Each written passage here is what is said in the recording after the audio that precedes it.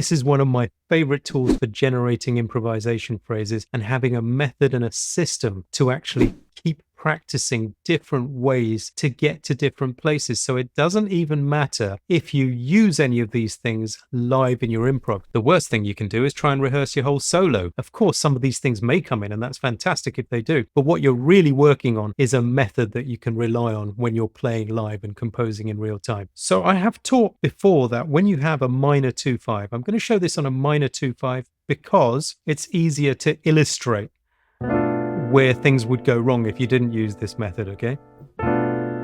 B minor 7 flat 5 to E7 to A minor 7. Now the first two chords, the B minor 7 flat 5 and the E7, both come from the A harmonic minor scale. Both are chords within there. I've taught this before, so I'll link to that rather than going over the same information again. But suffice to say, that's the scale that we're going to be using. So I'm going to have a 1, 2, 3, 4, 1, 2, 3, 4, 1, and some sort of resolution for the A minor. I'm going to call this a 1, 3, 5, 7 for my B minor 7 flat 5. So if I say I'm going to take the scale down from 1, I mean the 1 of B minor 7 flat 5. You could think of this in different ways, but that's the way I'm going to think of it. So 1 and 2 and 3 and 4 and 1. Now, you can probably see that if you were to play a whole E7, let's do it higher so you'll see. 1 and 2 and 3 and 4 and 1. You're not coming out on the best note, really, that you could against the E7. And that's why when that happens, we got to practice slipping in an extra note, like something like this. 1 and 2 and 3 and 4 and 1. So see how I had what some people call an enclosure. I call it a surround note. That's what Barry Harris used to call them in class, so I'm used to that. You can even go further if you want to from there. That becomes up to you. So now your phrase is 1 and 2 and 3 and 4 and 1. Now if you go further, then 1 and 2 and 3 and 4 and 1 and 2. You could go further, of course. So you could always aim for this diminished, which works with E7. We've talked about that previously as well. If you're enjoying this, then please give us a like, hit the subscribe button, the notification bell so you know when there's new content from me, and a positive comment if you got one. All this stuff helps the YouTube to know that this is a good video and they should show it to other people as well. And if it's time to skyrocket your jazz playing, then come and see us on Jazz Skills. More about that at the end. For now, back to the lesson. Now, if you keep picking different numbers and seeing whether or not you need to add something, you'll start to get really good at making joins in your progressions when you're improvising. That's the skill that you're practicing here. I think most of the time when especially newer players are practicing improvising, there's no real strategy for what they want to get out of it. It's just trying to get from the beginning to the end all the time. And then they're shocked when they freeze in real time because improvisation is composing in real time. So we want to have some compositional tricks. So let's pick a number 1 to 7. Let's have 4. So this will be for me 1, 2, 3, 4, right? So let's see what happens. I don't know when I descend from the 4. Here we go. 1, 2, 3, 4. 1 and 2 and 3 and 4. Fine, came out on an E7 note. Okay. Now, if you want to practice going further, then you can change directions and see how you'll get out of it. So for example, and 3 and 4 and 1. Stuff like that, right? That's the first level for me of getting good at this kind of thing. Okay, this time let's take the 5. So 5 of B minor 7 flat 5 is F, even though it's a flat 5. That's what we consider the 1, 3, 5, 7, right? So 1 and 2 and 3 and 4 and 1 is okay. Is okay. How about we go from here, which is the third of B minor 7 flat 5. 1 and 2 and 3 and 4 and 1.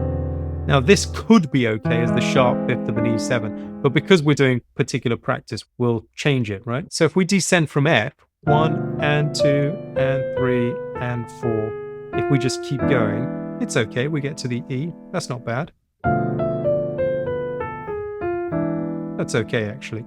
So now we've got various places to descend from and seen a few different situations. Next level for me will be picking 2 notes, any 2 notes from 1 to 7. So I'll pick 3 and 5, right? So that's the 1, 3, 5, 7. That means I'm going to run from the 3 up to the 5, same scale, and back down. and see where it figures out. 1 and 2 and 3 and 4 and 1. Got me to an E7 note. Perfect. What if I picked another two numbers? Let's say if I picked 1 and 5. It's okay. That one sounds good even if I go further.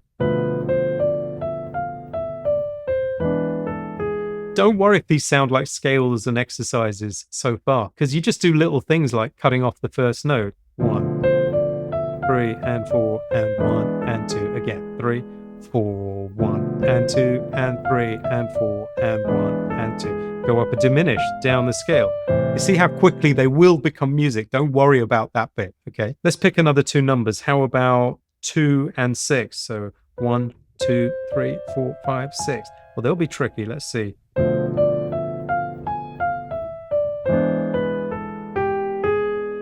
That's one way to do it, I guess, but let's see. And 2 and 3 and 4 and 1. Extra note helped me out, coming out on an E7 note. Let's do it again. And 2 and 3 and 4 extra note gets me on an E7 note, all the way down to here, up the diminished that goes with E7 if I want, and down to an A minor note. See how it starts to fit? Let's do it again.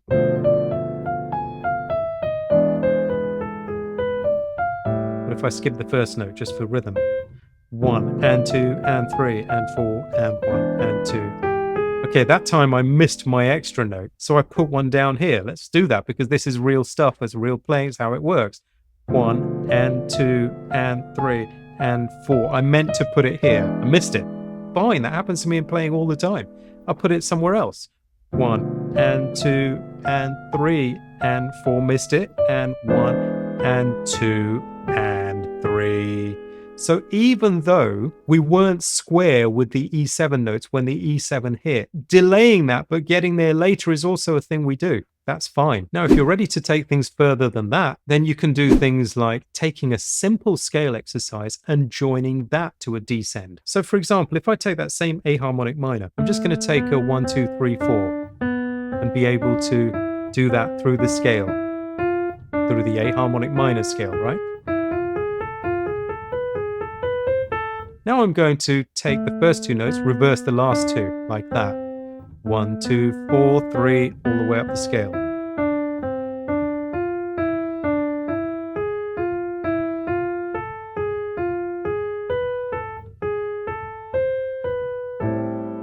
Now I'm going to take one of those and descend and see how it figures out. So let's take this one. Why not?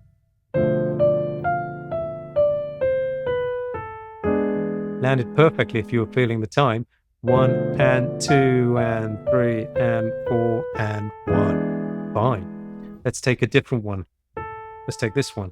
1 and 2 and 3 and 4 and 1. Fine. And if you don't want to land on an E on an E7, if it's not interesting enough for you, fine, find another way. So 1, even though we still start on the A, 1 and 2 and 3 and 4 and 1. So see, I got myself in loads of trouble putting in this extra note I didn't really need. And then I had to have this one to get me out on the E on time, on the third of E7. Let's try it again. 1 and 2 and 3, extra note, 4, extra note, 1.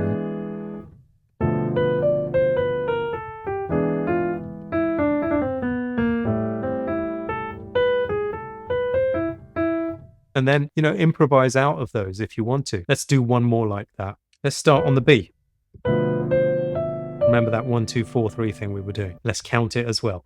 1 and 2 and 3 and 4. Extra note. Surrounded. Yep. Because this note, this G, isn't in our scale. But we used it to delay getting to this G sharp for E7. One more time. 1 and 2 and 3 and 4 and 1. Fine. And then from here again, diminished if you want. Stuff like that, right? So now we've got 1 and 2 and 3 and 4 extra note up the diminished. Components down the scale. You start thinking in components and joining these things up, and you've got a limitless way to continue practicing improv phrases that you'll never run out of. And you're practicing a method and a system rather than just licks that you hope you can fill your whole playing with, which how many of those can you remember and play? And they're not the most creative way to be improvising because you're relying on stock things and hoping that you can pump them out. That's something too. It's not a complete waste of time. But this, for me, really trains the composing musician. If you want to skyrocket your improvisation, then come and join me on Jazz Skills, where we won't just overwhelm you with tons of information. I'll take you through my Developing Fluency course to start with to get you fluent in the language and practicing it and enjoying what you're doing and organizing it into sensible steps as well. From there, we'll go into the main members area where we'll look at voicings and playing melodies and improvisation and accompanying and working on new tunes and rhythm and Barry Harris movements and all kinds of stuff like that. You'll have support from me and a vibrant community to plug into as well. So hope to see you there. Thanks for watching and bye for now.